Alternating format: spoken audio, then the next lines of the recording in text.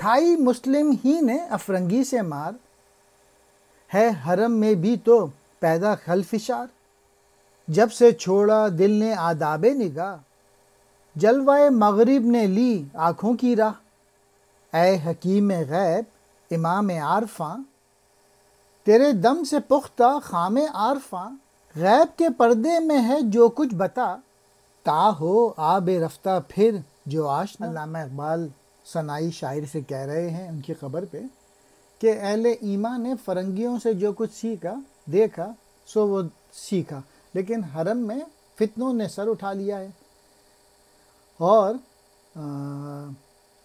جو ملت کے لوگ ہیں وہ کئی فتنوں سے دوچار ہیں، چونکہ اس مومن کی نگاہ نے دل سے ادب حاصل نہیں کیا، ادب کا طریقہ نہیں سیکھا، اس لیے اس کی جو نگاہیں ہیں وہ غیر کے جلوے سے چکا چوند ہو گئی ہیں، اور دوسروں کے علم و فنون، تہذیب و تمدن وغیرہ سے بے حد متاثر ہو کے اپنی شناخت کھو بیٹھا اور مذہب سے دور ہو گیا ہے۔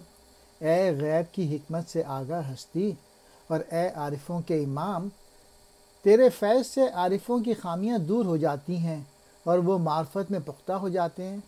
جو کچھ غیب کے پردے میں ہے وہ بیان کر، شاید کہ آگے پانی پھر ندی میں واپس ہو جائے اور ملت جو ہے وہ اپنا کھویا ہوا مقام دوبارہ حاصل۔ آب رفتہ کہتے ہیں گیا ہوا یا گزرا ہوا پانی، پختہ کہتے ہیں مہارت کو، مضبوطی کو، استحکام کو، خام کہتے ہیں عارفوں کی خامی، کوتاہی، خلفشار آپس میں بٹے ہوئے۔